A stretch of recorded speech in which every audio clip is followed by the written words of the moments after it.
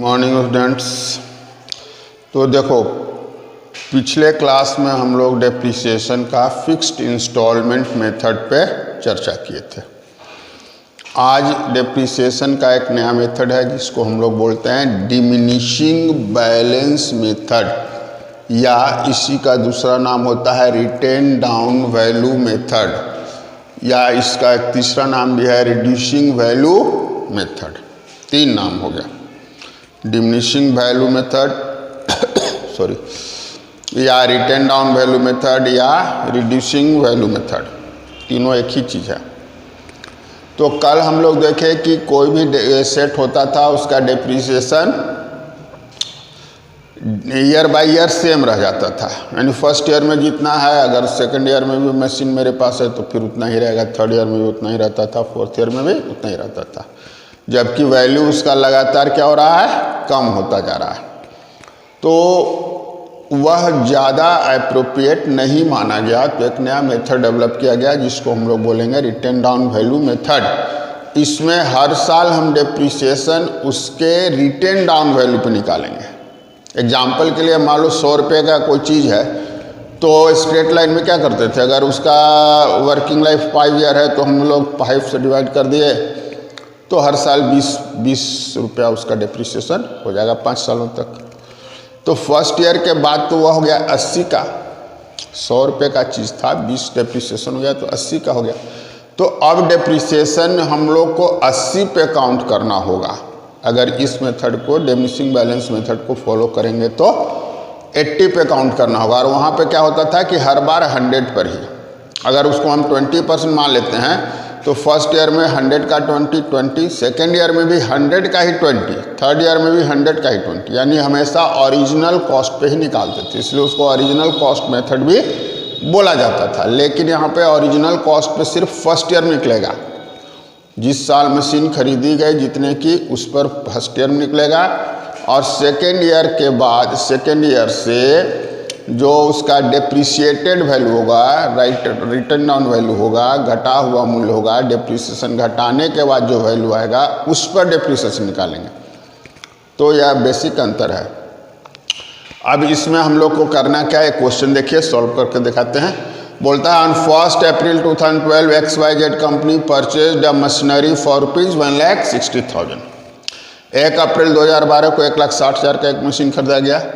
On 1 October 2013 another machine was purchased for ₹80,000, और फिर 1 अक्टूबर 2013 को दूसरी मशीन खरीदी गई 80,000 में।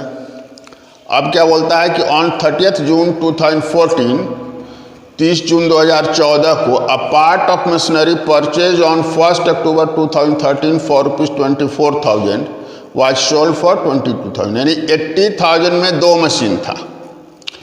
एक पार्ट था उसका 24,000 का, इस मशीन का एक हिस्सा था 24,000 रुपये का, जिसको बेच दिया गया कब, 30 जून 2014 को 22,000 रुपये में। सेकंड वाली जो मशीन थी 80,000 की, इस मशीन का एक हिस्सा जो कि 24,000 रुपये का था, उसको बेचा गया 22,000 रुपये में 30 जून 2014 को। फिर आगे बढ़िए, एंड 30 सितंबर 2014 को a part of machine purchase on 1 April 2020 costing 64,000। पहली मशीन जो है 1,60,000 का, इसका भी एक हिस्सा 64,000 का था, उसको हम लोग 30 सितंबर 2014 को 53,400 53,400 में सेल कर दिए। और 1 जनवरी 2015 को एक नया मशीन फिर खरीदा गया 40,000 में। तो यानी कि आपके पास 3 मशीन खरीदी गई अलग अलग डेट पर, और फर्स्ट मशीन और सेकंड मशीन का कुछ हिस्सा अलग अलग डेट पर बेच दिया गया। तो आपको बोलता है कि prepare machinery account for 3 year assuming rate of depreciation is 10% by diminishing value method या डिमिनिशिंग बैलेंस मेथड। तो भाई जब हम लोग डेप्रिसिएशन, अब हम लोग को बनाना होगा मशीनरी अकाउंट। तो मशीनरी अकाउंट बनाने के लिए चलिए स्टार्ट करते हैं। तो सबसे पहले तो मशीनरी अकाउंट में हम लोग जो खरीदा गया है 1 अप्रैल को, उसको लिखें टू बैंक लिख लिया 1,60,000, और बाय डेप्रिसिएशन हो गया 16,000। 10% इसका निकाल दिए तो बैलेंस हो गया 144 आ गया। फिर सेकंड मशीन खरीद लिया गया 1 अक्टूबर को 80,000 में 154 का फिर निकालेंगे। वहाँ पे हम लोग 160 का निकाल देते हैं।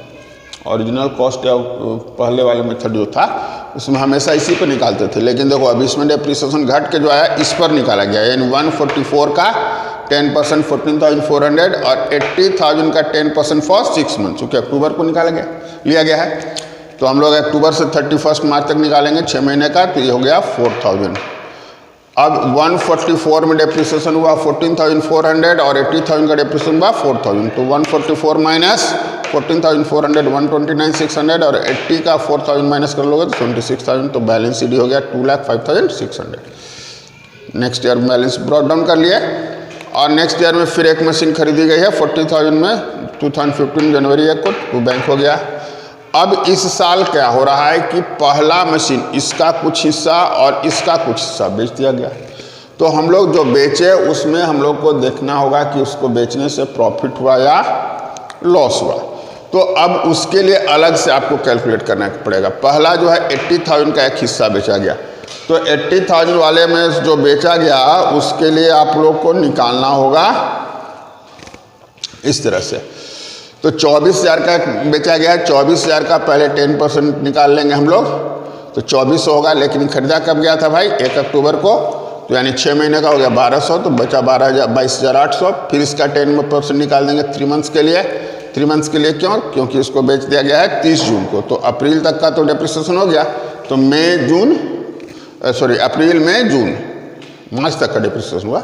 31 मार्च को क्लोज करते हैं तो 31 मार्च तक का जो डेप्रिसिएशन हो चुका था। अप्रैल मई जून 3 महीने का और डेप्रिसिएशन निकाल दिए 22,800 का 10% फॉर 3 मंथ्स, तो आया 570 22,800 से माइनस कर दिया, तो बेचते समय मशीन था मेरा 22,230 रुपये का और उसको हम बेच रहे हैं सिर्फ 22,000 में, तो 230 रुपये का लॉस हो गया। तो यह हम यहाँ पर पोस्टिंग कर देंगे। बाय बैंक हो गया 22,000 और इस पर डेप्रिसिएशन 3 महीने का आ गया 570 और इसका जो लॉस हुआ उसको हम 31 मार्च को शो कर देंगे 230। अब फिर इसका एक पार्ट जो बेचा गया 160 वाले का एक पार्ट जो 64,000 का था, तो इन 2-2.5 सालों के बाद बचा गया।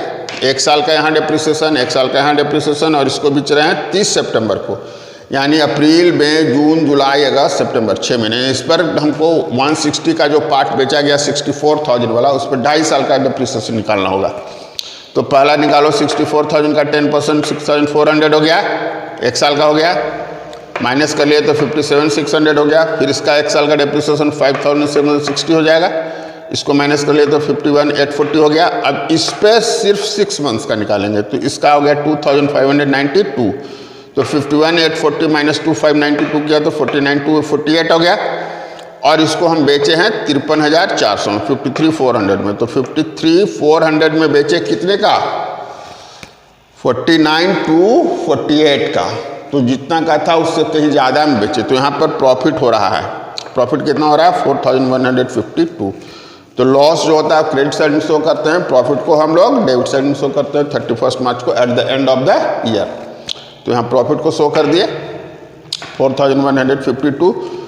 अब आपको डेप्रिसिएशन निकालना होगा, तो इस पे पूरा पे डेप्रिसिएशन नहीं निकलेगा, इसका भी कुछ हिस्सा बिक चुका है, इसका भी कुछ हिस्सा बिक चुका है और ये एक पूरा। तो 3 मशीन मेरे पास है। 1,60,000 माइनस 64 कर दो तो 96,000 पे अब डेप्रिसिएशन निकालते चले जाएंगे।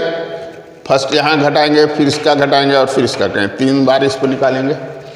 फिर 80,000 में से 24 माइनस कर दो तो बचा 56,000, इस पे पहले यहाँ तो 6 महीने का निकालेंगे यहाँ और फिर 1 साल का निकालेंगे यहाँ। इस पे हम लोग निकालेंगे 3 साल का, इस पे निकालेंगे 1.5 साल का और इस पे निकालेंगे, ये खरीदा गया है जनवरी 1 को, तो इस पे निकालेंगे जनवरी फरवरी मार्च 3 महीने का। तो यह तीनों डेप्रिसिएशन आप निकालिएगा तो टोटल होगा 14,096 और इसके बाद जो आया सो बैलेंस हो गया। तो इसमें हम लोग को ध्यान में क्या रखना था कि डेप्रिसिएशन हमेशा घटे हुए मूल्य पर निकालना है, यानी डेप्रिसिएटेड वैल्यू जो होगा उस पर आपको डेप्रिसिएशन चार्ज करना है, न कि ओरिजिनल कॉस्ट पर। तो यह 2 मेथड जो आपका हुआ, पहला जो हो गया था फिक्स्ड इंस्टॉलमेंट मेथड और दूसरा हुआ return down value method. Depreciation calculate करने के लिए एक्चुअल में 2 मेथड ही मेन है। इसके अलावा जैसे डेप्रिसिएशन फंड मेथड है, इंश्योरेंस पॉलिसी मेथड है, एन्युटी मेथड है, तो उसमें डेप्रिसिएशन ऑलरेडी उसका एक टेबल होता है, उसके आधार पर निकल जाता है। वहाँ पे कोई कैलकुलेशन हमको परसेंट के रूप में नहीं करना होता है। कैलकुलेशन करने वाला जो काम होता है या तो हम फिक्स्ड इंस्टॉलमेंट से करते हैं या फिर डिमिनिशिंग बैलेंस मेथड से करते हैं। तो यही दो मेथड्स होता है। बाकी में जैसे डेप्रिसिएशन फंड मेथड में करोगे तो उसका एक डेप्रिसिएशन टेबल होता है। एन्युटी वैल्यू मेथड्स करोगे तो उसका एन्युटी वैल्यू का एक एन्युटी टेबल होता है। तो उस टेबल के आधार पर जितने रुपये का एसेट होता है उससे मल्टीप्लाई करके एनुअल डेप्रिसिएशन हम लोग निकाल लेते हैं। तो वहाँ पे कैलकुलेट नहीं करना है 10%, 5%, 20% वैसा नहीं करना है। कैलकुलेशन वाला था मेरा यही दो, एक था फिक्स्ड इंस्टॉलमेंट मेथड और दूसरा हो गया डिमिनिशिंग बैलेंस मेथड। तो इस पे आप क्वेश्चन को सॉल्व कीजिएगा और ध्यान से इसको समझिएगा तो हो जाएगा मेरे ख्याल से। तो आज इतना ही, थैंक यू।